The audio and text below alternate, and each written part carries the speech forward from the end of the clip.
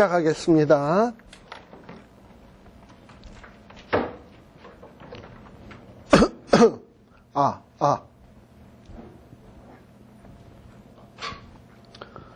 자, 19장입니다.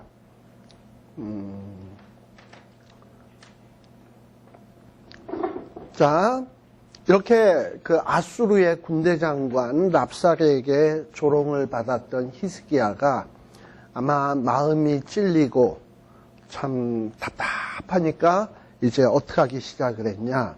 19장 1절에 보면 본인의 옷을 찢고 굵은 배를 입고 누구를 찾아갔다? 여호와의 전을 찾아갔다. 이제서야 조금 정신이 돌아오는 거죠. 그러고서는 하나님 앞으로 나아가게 되었다라는 거예요. 그리고 히스기야는 이제 자기의 한계를 깨달은 거지. 내가 도저히 아수르를 이길 수가 없구나.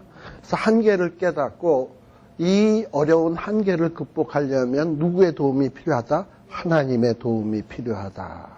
그래서 2절에 보니까 자기의 신하들을요, 굵은 배를 입혀가지고 선지자 이사야에게 보내는 거예요. 그래서 이사야 보고 우리를 위해서 좀 중보 기도 좀 해주세요 하고서는 이 기도 부탁하러 신하들을 보내게 됩니다. 근데 이 신하들을 보낼 때에 히스기야의 말을 보면 자기가 얼마나 이 한계를 절감했는지를 알 수 있어요. 요 3절에 보면 히스기야의 말씀이 뭐라고 되어 있냐. 오늘은 곤란과 책벌과 능욕의 날이다 라는 거예요. 이 곤란이라는 건 지금 어려운 상황을 얘기하는 거고, 그리고 지금 당하는 상황은 책벌, 하나님이 우리를 지금 벌 줘서 그렇다는 거야. 그래서 지금 아수르 사람들에게 우리가 정말 모욕을 당하고 능욕을 당하는 날이다. 근데 이거를 자기 힘으로 극복할 수 있냐? 없다라는 거예요. 그래서 이거를 뭐라고 얘기했냐면 아이를 임산하였으나 해산할 힘이 없다. 뱃속에 애는 있는데 힘줘 했는데 힘을 줄 수가 없어. 스스로 꺼낼 수가 없는 거야. 그러니까 스스로 해결할 능력이 없는 거야. 이게 지금 히스기야가 한계를 깨달은 겁니다. 자, 그러면서 4절에 보면 히스기야는 이사야에게 어떻게 부탁을 하냐. 그 랍사게가 하는 말을 다 하나님께서는 듣지 않았겠냐. 이 랍사게가 자기네 왕이 모든 신들을 다 무너뜨렸고 여호와도 무너뜨릴 수 있다라고, 그러니 여호와 의지하지 말라고 하나님을 모욕하는 말을 하는 것을 하나님이 듣지 않았냐. 그러니 우리를 위해서 좀 기도해 주시라. 그 말을 들으셨다면 우리를 위해서 기도해 주시고 하나님이 저 아수르를 좀 꾸짖어 달라. 이러고서는 부탁을 하게 된 거예요. 자, 그랬더니 이미 하나님께서는 이사야에게 답을 주셨어. 6절에 보게 되면 그 히스기야의 신하들에게 말하기를 너희는 히스기야에게 돌아가서 이렇게 구해라. 너희 왕 아수르 왕의 신복에게 들은 바 나의 능욕하는 말을 인하여 두려워하지 말아라. 그 랍사게가 너희들을 막 모욕하는 말 때문에 두려워하지 말아라. 이제 하나님이 어떻게 하실 거냐면 저 아수르 군대와 그 왕과 그 지휘관들 속에 뭘 두시겠냐 하면은 한 영을 이 사내립 심령 속에 이렇게 보내가지고 역사를 하시겠다는 거예요. 근데 이 영이 뭐냐? 이 사내립이가 어떤 소문을 듣고 두려워하게 하는 이 역사를 이 영이 하겠다는 거야. 이게 무슨 얘기냐 하면 일찍이 히스기야가 애굽의 도움을 얻으려고 참 노력을 했다 그랬잖아요. 애굽의 도움.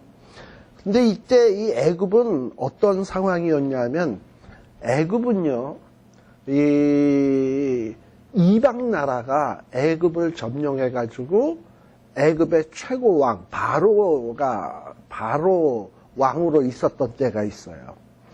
우리 그 창세기에 보면 요셉 때는 셈족 계통인 힉소스족이 이집트를 지배하면서 이집트의 왕 노릇을 했었어요. 그래서 요셉이 총리 대신이 될 수 있었던 거야. 그 이방 나라 사람을 지 나라의 총리 대신을 삼는다는 게 쉬워요? 애굽 사람이면 절대 있을 수 없는 일이야. 근데 셈족, 힉소스족이 바로니까 그게 가능했던 거예요. 그리고 지금 요 히스기야 왕 때는 애굽이 누가 지배하고 있었냐 하면 저기 그 구스면은 어디냐면 오늘날 이디오피아의 이 흑인들이 이집트를 점령을 해가지고 이 흑인 사람이 바로로 되어 있었어. 바로로 되어 있었어요. 자, 그런데 이 바로가 누구냐? 9절에 보면 아수르 왕이 구스 왕 다르하가가 나오죠? 9절에 보면 아수르 왕이 구스 왕 다르하가가 나와서 더불어 싸우고자 한다, 함을 들었다라고 돼 있죠? 이게 뭐냐면, 지금 아수르가 2차 침공해서 유다 나라를 지금 침공해 들어왔는데, 그래서 지금 막 히스기야를 모욕하고 완전히 기죽이고 완전히 지금 제압해 가고 있는데, 갑자기 어떤 소문을 들었냐면, 히스기야가 군사동맹을 맺었던 그 구스 왕 다르하가, 이 다르하가가 애굽의 지배자예요, 지금. 근데 이 애굽의 지배자인 이 다르하가가 히스기야를 도우러 오려고 한다. 아수르를 치려고 한다. 그리고 군대를 몰고 지금 오고 있다. 라는 소문을 이 아수르 왕 사네립이 들은 거야. 근데 이 소식을 듣고서는 완전히 이 사네립이 겁을 먹었어요. 아, 지금 우리 여기 있으면 안 되겠다. 빨리 뭔가 좀 퇴각을 해서 작전 계획을 다시 세워야 되겠다. 해가지고 히스기야를 막 압박을 하고 있다가 애굽 군대가 온다는 소문을 듣고 퇴각을 해요. 이 아수르 군대가 2차 침공을 했다가 퇴각을 해. 애굽 군대가 온다는 소식을 듣고. 이것을 성경에서는 뭐라고 얘기하냐 하면은 하나님이 한 영을 사네립에게 보내서 풍문을 듣고 두려움을 느끼게 한다라는 얘기를 지금 하고 있는 거예요.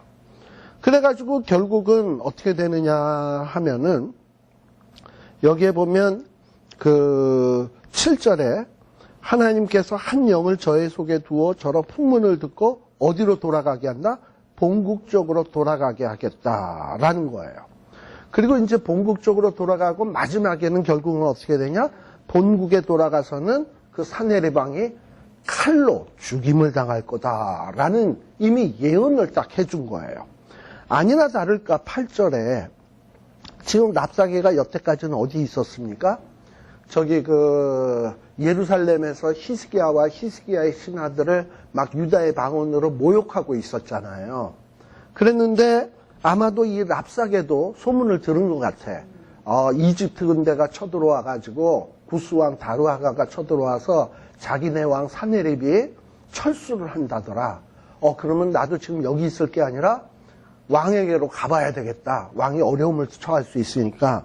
그래가지고 이 랍사게도 예루살렘에서 진치고 있다가 말머리를 돌려가지고 돌아가는 거야. 그리고 돌아가는 길에 라기스라는 곳에 도착해 보니까는 이미 왕이 라기스에서도 떠나서 다른 곳으로 갔다는 거야. 그래서 랍사게가 막 쫓아가가지고 어디까지 따라갔냐? 림나라는 곳에 가서 누구를 만났냐 하면은 이 사네립 아수르 왕을 만난 거예요. 근데 이 사네립 왕이 거기에서 아마도 이 다르하가 이집트에서 온 다르하가 구스 왕과 싸우고 있었던 중인 것 같아. 자, 그런데 결국에는 아수르 왕이 이 다르하가와의 전투에서 이깁니다. 전투에서 이기고, 그리고서는 뭐냐, 다시금 랍사게 보고 너 왜 예루살렘을 점령하려고 하고 있다가 왜 왔냐? 내가 이길 수 있는데 너 다시 가. 그래가지고 랍사게를 다시 보내요, 예루살렘으로. 그래가지고 이 랍사게가 예루살렘을 치러 오는 게 소위 몇 번째 침공이냐면 3차 침공이 되는 거야. 3차 침공. 자, 그럼 정리해서 얘기한다면 히스기야 왕 14년에 아수르가 1차 침공을 했습니다. 근데 이때는 히스기야가 은 300달란트, 은 30달란트, 여호와의 성전에 있는 것까지 다 베껴서 해서 돌려보냈어요. 그게 1차 침공 때 결과고. 그랬는데도 히스기야가 정신 안 차리고 자기 힘으로 뭘 해보려고 하니까 하나님이 랍사게를 쳐들어오게 합니다. 2차 침공. 근데 2차 침공 때 히스기야가 옷을 찢고 하나님 앞에 나아가서 하나님, 이사야에게 사람을 보내서 저 랍사게가 하나님을 모욕하는 얘기 들었지요? 쟤네를 좀 꾸짖어 주세요. 이랬더니 하나님이 누굴 보낸다? 영을 보내서 사네립이 두려움을 느껴서 퇴각하게 하고. 그래서 그게 2차 침공 끝났어요. 그런데 림나에서 사네립이 다르하가랑 싸워서 이긴단 말이지. 그러고서는 다시 랍사게에게 너 가만히 있지 말고 예루살렘 점령해. 그래서 랍사게를 또 예루살렘으로 보내는 거예요. 이게 소위 제3차 침공이에요. 자, 그러면 1차가 히스기야 왕 14년이면 2차 침공, 3차 침공은 언제 일어난 일이냐면 히스기야 왕 14년으로부터 한 10년쯤 지나서야. 아까 15년 연장받았다 그랬죠? 그러니까 아수르의 침공은 그냥 14년에 한 번 딱 3번 그냥 연속적으로 일어난 게 아니라 14년에 벌어졌다가 그 다음에 한참 뜸들였다가 한 10년쯤 지나서 벌어졌다가 또 3차 침공이 한 11년쯤 됐을 때 벌어지는 일이에요. 근데 우리 성경에서는 열왕기에서는 이걸 압축해서 기록해 놨기 때문에 이런 얼마만큼의 간격이 있었는지를 몰라. 그러니까 우리가 이거를 여기서 뭘 깨달을 수 있냐면 하나님께서는 굉장히 어려움을 주시고 어느 정도 시간 동안 기다려 주셨다는 거야. 히스기야가 정신 차리나. 근데 15년 연장받고서도 정신을 못 차리고 자기 힘으로 뭘 해보려고 하니까 2차 침공. 그래도 정신 못 차리니까 3차 침공. 이러고서는 계속 히스기야를 압박하는 거예요. 이렇게 하나님께서는 하나님의 백성들이 정말 하나님의 뜻을 올바로 깨닫고 정신 못 차리면 깨달을 때까지 계속해서 압박을 하셔. 이게 하나님 하시는 방법이에요. 그래서 결국은 하나님은 하나님의 자녀를 굴복시키십니다. 항복할 수밖에 없도록 몰아가는 거예요. 그러면 어차피 하나님이 나를 굴복시킬 테니까 끝까지 버티게 하면 되겠네. 한번 버텨보세요. 어떤 일이 벌어지나. 만신창이가 된다. 한 번 맞을 것을 2차, 3차 그냥 연타로 맞아가지고 만신창이가 된다라는 거예요. 그러니까 맞고 회개할래, 그냥 회개할래 했을 때 그냥 회개해야지 그냥 나는 버티게 하다가 어차피 하나님이 굴복시키겠지 해서 딜이 맞다 보면 나중에 만신창이가 돼요. 지금 히스기야가 그런 거예요. 자, 그래서 결국은 이제 다시 어떻게 되느냐. 히스기야에게 9절 끝에 보게 되면 히스기야에게 다시금 사자를 보냈어요. 랍사게가 또가 쳐들어간 거야. 3차 침공이야 이게. 그래서 히스기야에게 이 랍사게가 또 가서 하는 얘기가 있죠. 우리 아까 랍사게가 하는 말이 뭐라고요? 너의 의뢰하는 내 하나님이 예루살렘을 아수르 왕의 손에 붙이지 않겠다 하는 말에 속지 말아라. 자, 네가 하나님을 지금 의지하나 본데 하나님이 네 하나님이 너를 구원해 준다고 그런 거짓말에 너 속지 말아라. 하나님이 너 못 구해 준다. 좋게 말할 때 아수르 왕에게 항복해라. 11절 아수르 왕이 여러 이방 나라들을 다 점령을 했는데 진멸을 했는데 너같이 조그만 나라 유다 나라가 어찌 구원을 얻을 수 있겠냐. 절대 구원 못 얻는다. 너네 하나님도 너희를 못 구원해 준다. 다른 나라들도 신들이 아수르로부터 자기네들을 지켜주지 못했다. 네 하나님도 똑같을 거다. 이건 뭐예요? 하나님을 모독하는 말이죠.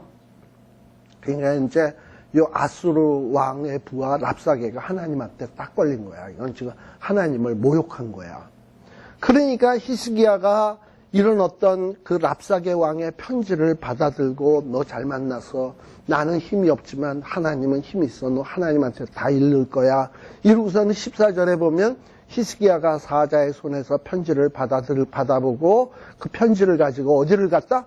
여호와의 성전에 올라가서 하나님 이 편지 보세요.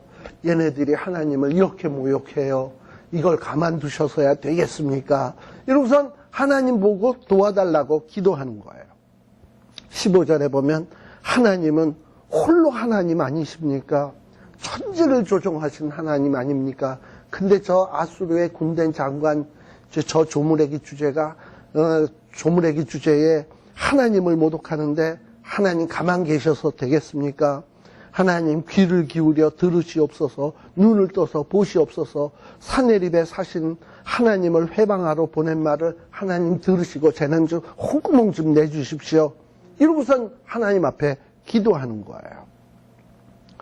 자, 그리고서는 하나님이 19절 하나님이 제대로 홍구멍을 내주시고 우리 유다 나라를 구원해 주시면 하나님이 천하만국의 하나님인 것이 다 드러나게 되고 사람들이 알게 될 것이다. 왜냐?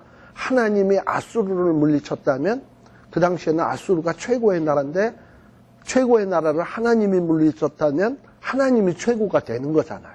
하나님이 최고라는 사실을 이번 기회에 보여주십시오 하고 진심으로 기도한 거예요. 그러니까 히스기야가 이렇게 아수르 군대에 3번이나 얻어맞고 난 다음에 어떤 생각이 들었다? 좀 정신이 돌아온 거지. 우리를 도와줄 분은 누구밖에 없다? 하나님밖에 없다. 하나님만이 아수르보다 더 강하다 라는 믿음이 들은 거예요. 그래서 이렇게 기도를 하니까 하나님께서 이사야를 통해서 응답을 주시는데 20절 네가 아수르 왕 사네립 까닭에 내가 기도하는 것을 내가 하나님이 뭐했다? 들었다. 그리고 또 21절에는 여호와께서 아수르 왕에 대하여 이같이 말씀하시기를 처녀딸 시온이 너를 멸시하며 너를 비웃었으며 예루살렘이 너를 향하여 머리를 흔들었다. 이제 유다 나라가 너희들의 망하는 모습을 보면서 비웃고 조롱하게 될 거다. 왜 그렇게 되느냐? 22절 아수르 니네들이 지금 한 것이 무슨 일인 줄 아느냐? 누구를 향하여 꾸짖은 거면 누구를 해방한 건 줄 아느냐?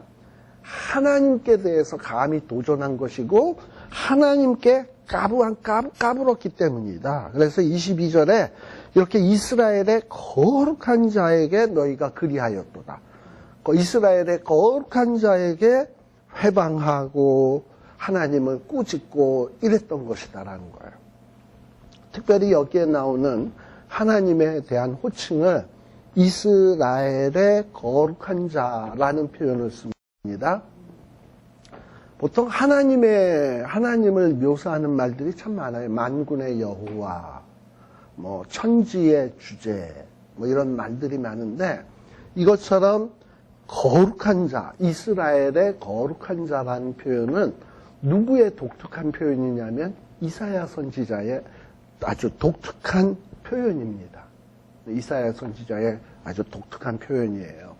근데 왜 이사야는 하나님을 사랑의 하나님 이럴 수도 있고 자비의 하나님 이럴 수도 있고 인자의 하나님 이럴 수도 있는데 하나님을 거룩한 자라고 굳이 표현을 했는가? 그것은 이유가 있어요. 이사야가 정말 직접적으로 경험한 하나님은 어떤 하나님이냐면 거룩하신 하나님이에요. 우리 이사야서 6장에 보게 되면 이사야 선지자가 성전에 들어가서 기도하다가 그만 막 스랍들이 막 날개치면서 막 하나님을 찬양하는 모습을 보게 되죠. 거룩하다, 거룩하다 이런 모습을 보게 돼요. 그리고 거룩하신 하나님의 모습을 봐요, 이사야가. 그러고서는 이사야가 팍 꼬꾸라져가지고 하는 말이 뭐냐면 나는 입술이 부정한 자요. 나는 망하게 되었도다. 이랬을 때 그 천사 하나가 부직갱이를 들고 화살을 가지고 와서 입에 다 제하면서 내 죄가 사해졌노라 하는 이런 어떤 정말 일평생에 있을까 말까 하는 아주 굉장한 경험을 하거든. 그래서 이사야가 제일 처음 경험했던 하나님의 모습이 뭐냐면 거룩의 하나님이야. 직접 경험했던 거니까. 그러니까 이사야의 사고 속에서는 이 거룩하신 하나님이 떠나질 않아. 그래서 이사야는 하나님을 설명할 때마다 어떤 표현을 많이 얘기하냐? 이스라엘의 거룩한 자. 특별히 이 거룩이라고 하는 말은 구별되다라는 거예요. 다르다는 거예요. 자, 이사야가 생각하는 이 거룩한 자는 어떠냐? 다른 이방 나라들은 아수르가 쳐들어올 때 속절없이 무너졌어요. 그러나 이스라엘의 거룩한 자는 아수르도 이길 수 있는 하나님이라는 거예요. 그러니까 이스라엘의 하나님은 다른 나라의 신들하고는 게임이 안 된다는 거, 구별됐다라는 거예요. 바로 이게 이스라엘의 거룩한 자라는 의미입니다. 자, 그래서 하나님께서는 이제 이런 아수르를 쑥대밭 만들겠다라는 거예요. 왜 이렇게 하나님이 아수르를 심판하시냐? 이 아수르가 몇몇 나라를 점령을 하다 보니까 아주 교만해졌어. 23절, 24절 뭐 이런 데 보게 되면 자기네들이 이 나라 저 나라를 쳐들어가면서 자기네들이 다 정복했다는 거야. 그게 23절. 그리고 막 나라들을 점령해서 그 땅에 들어가서 땅을 파가지고 운물을 파가지고 그곳에 물을 마셨다라는 거야. 자기네들이 다 정복했다라는 거지. 심지어는 자기가 다르하가, 아까 이집트의 다르하가도 점령을 해가지고 애굽의 모든 하수, 물까지 말렸다는 거야. 여러분들 애굽의 물을 말렸다 하면은 누구의 일이 생각납니까? 하나님. 왜냐하면 하나님이 홍해를 건널 때 뭐냐면 애굽의 그 홍해의 강을 말리셔가지고 이스라엘을 건네게 했잖아. 그런데 이 하수를 마르게 하실 수 있는 분은 누구밖에 없어요? 하나님밖에 없는데 이 아수르 이자들이 전쟁에서 좀 이 나라 저 나라 점령하다 보니까 마치 지들이 하나님인 줄 알아. 그리고 자기네들이 애굽의 하수까지 마르게 했다라는 거야. 이렇게 교만해지니까 하나님은 어떻게 하겠느냐? 25절에 보면 이제 이 애굽 땅을 완전히 견고한 아수르에 있는 견고한 성읍들을 다 멸해서 돌무더기가 되게 하겠다. 완전히 하나님이 초토화시키겠다라는 거예요. 자, 이 이유가 뭐냐? 28절. 그러니까 아수르가 내게 향한, 하나님을 향한 분노와 교만한 말이 하나님의 귀에 들렸거든요. 하나님께서는 겸손한 자는 높이시지만 교만한 자는 낮추시는 거예요. 거기에다가 막 자기가 마치 하나님이냐 까부니까 하나님이 치시겠다라는 거예요. 그래서 하나님이 쑥대밭을 만드시겠다. 자, 근데 이제 이 일이 곧 이루어질 건데 이거를 믿을 수 있도록 하나님께서 징조를 주십니다. 이 징조의 기능은 29절에 보면 징조가 나오는데 이 징조의 기능은 어떤 거냐면 어떤 하나님이 어떤 예언을 했어요. 이제 장차 있을 일이야. 근데 너무나 시간적으로 좀 한참 있다가 이루어질 일이야. 그러다 보면 기다리기가 힘들잖아. 그러니까 이 일이 반드시 이루어지는데 그 대신에 내가 이제 이런 일들을 할 건데 이 일이 이루어지면 이것도 이루어질 줄로 너희들이 생각해라. 그렇게 해서 미리 금방 일어날 일, 요걸 징조라고 얘기하는 거야. 요것이 이루어지면 이것도 이루어진다. 처녀가 잉태하여 아들을 낳으리니 이제 누군가가 아들을 낳게 되는데 그 아들을 낳게 되면 하나님이 임마누엘 할 거다라는 것도 너도 믿어라 라는 것과 똑같아요. 네. 자, 그래서 그 징조가 뭐냐? 금년에는 이제 이 아수르 군대가 지금 쳐들어와서 이스라엘을 지금 괴롭히고 있잖아요. 근데 금년에 너희들이 이제 성 밖에 나아가서 들판에 스스로 자라난 것을 먹을 것이고, 그리고 또 명년에는 그것에서 난 것, 먹었던 것이 씨가 떨어져서 또 이제 곡식이 자라겠죠? 그럼 난 것을 먹을 것이고, 3년서부터는 자유롭게 나가서 농사 짓고 해서 먹게 되면, 그로부터 얼마 지나면 곧 누가 망한다? 아수르가 망한다라는 거예요. 그리고 이렇게 아수르가 망하고 이스라엘 나라가 회복되는 것은 반드시 이루어진다는 거야. 30절에 보면 누가 이 일을 하시겠다? 여호와의 열심히 이 일을 이루시겠다. 하나님은 자기가 말씀하신 일은 반드시 이루실 거예요. 그리고 또 하나님께서는 어떻게 하냐? 32절, 33절에 보면 아수르 군대가 너희 이 예루살렘의 성에 절대 이르지 못할 것이고 예루살렘을 향해서 화살도 쏘지 못할 것이고 그리고 뭐 예루살렘을 공격하기 위해서 이 토성, 뭐 사다리 같은 거 놓고 올라오지도 못할 것이고 그들이 예루살렘을 점령 못하고 오던 길로 돌아가고, 그러니까 아수르로 돌아가고, 그리고 하나님께서는 다윗과 이스라엘 백성들을 위해서 이 예루살렘을 보호하고 구원하겠다라는 거예요. 아니나 다를까 어떤 일이 벌어졌냐. 35절에 보니까 하루아침에 하나님께서 여호와의 사자를 보내가지고 18만 5천 명을 쳤다. 그래서 그들이 송장이 되었다. 그래서 성경학자들은 도대체 이게 뭔가, 우리 애굽에 있을 때 이스라엘 10번째 재앙이 일어날 때 하나님의 사자가 집집마다 돌아다니면서 장자절을 쳤잖아요. 그것처럼 하나님의 죽음의 천사가 이 아수르 군대에 임해서 18만 5천을 친 거야. 그러니까 어떤 성경학자들은 뭐라고 얘기하냐면 이 죽음의 사자가 와가지고 패스트, 그 쥐나 이런 데서 옮겨지는 그 패스트 전염병 있잖아요. 그게 갑자기 번져가지고 18만 5천이 죽었다. 뭐 이런 얘기도 해요. 근데 뭐 어떤 방식이었는지 몰라. 어쨌든 하루아침에 18만 5천 명이 다 송장이 돼버렸어. 이렇게 되니까 이 사내립 왕이 얼마나 황당하겠습니까? 뭐 18만 5천이 죽었는데 어떻게 전쟁을 해. 그래가지고 돌아간 거예요. 아수르로. 3차 침공에 성공하지 못하고 아수르로 돌아갔어.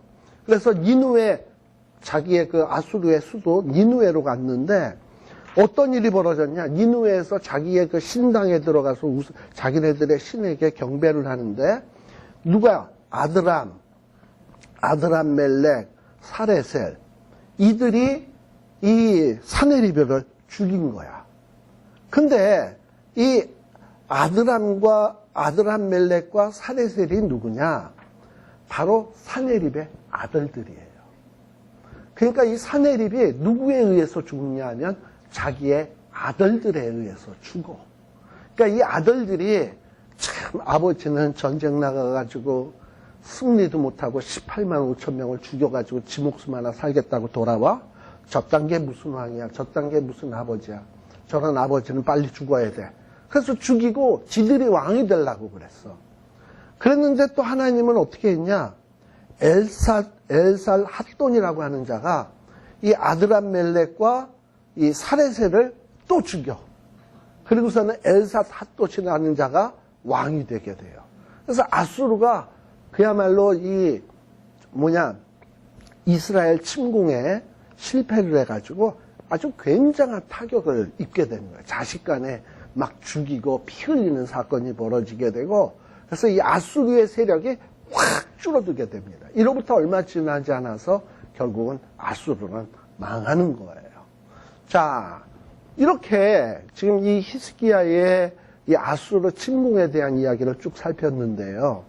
이 아수르의 침공을 통해서 히스기야 왕의 이야기를 통해서 우리에게 주는 교훈은 무엇이냐? 하나님을 의지하려면 정말 순수하게 의지해야 돼. 그냥 평안과 견고를 얻기 위해서, 내가 이 땅 위에서 잘 먹고 잘 살기 위해서 하나님을 섬긴다? 하나님은 그거 다 하셔. 물론 그나마라도 그 정도면 그래도 그 정도면 그래도 내가 좀 봐줄게 이러지만 우리의 신앙의 수준이 항상 거기에만 머물러 있으면 안 돼. 예를 들면 이런 거죠. 저는 우리 애를 생각할 때 제일 이뻤던 때가 언제냐면 애가 걸음마 시작할 때 띠뚱띠뚱 걷는 거. 그게 그렇게 이뻤어. 그러니까 애도 아빠한테 사랑받으려고 자꾸 걸으면서 나한테 재롱을 피우는 거야. 근데 이놈의 자식이 예를 들어서 한 12살, 14살 됐는데도 아빠를 기쁘게 해주고 칭찬받겠다고 맨날 띠뚱띠뚱 걸어보세요. 제가 뭐라고 하겠습니까? 이 바보야. 지금까지 이렇게 걸으면 어떡해. 이제는 좀 다른 걸로 보여줘야지. 그렇잖아요. 에? 그것처럼 우리의 신앙의 수준이 어릴 때는 그래도 우상 때려부시고 평안함과 견고함을 얻어보겠다고 이전 일을 청산하는 것만으로도 하나님을 기쁘시게 할 수 있지만 좀 시간이 지나면 좀 성숙한 신앙으로 변화돼 가야 되거든. 근데 히스기야는 그렇지가 않았던 거예요. 그러다 보니까 하나님으로부터 아수르를 동원해서 3번에 걸쳐서 얻어맞고서야 조금 정신을 차릴 듯 말 듯 하는데 나중에 보게 되면 그래도 정신을 못 차려. 이게 히스기야의 수준인 겁니다. 다음 시간에는 히스기야의 질병과 관련돼서 조금 더 얘기를 하도록 할게요. 기도하겠습니다. 하나님 아버지 감사합니다. 우리를 예수 믿고 거룩한 하나님의 아들, 딸 되게 해주심을 감사드립니다. 근데 이제 우리의 신앙의 수준이 어린아이의 수준을 벗어버리고 성숙한 믿음으로 나아가기를 원합니다. 평안과 견고를 위해서 하나님을 경배한 것이 아니라 하나님께서 이미 베풀어 주신 그 사랑에 감격해서 이 은혜 다 갚지 못하여 어찌할 바 몰라서 주님을 사랑할 수 있는 이런 믿음의 수준으로 나아가게 하여 주시옵소서. 그리하여 참으로 하나님과 이런 깊은 신앙의 수준으로 나아간다는 것이 얼마나 큰 축복이고 얼마나 큰 은혜인지 깊이 깨달을 수 있는 저희들이 되게 하여 주시옵소서. 예수님 이름으로 기도드리옵나이다. 아멘. 마치겠습니다. 조금 늦었습니다.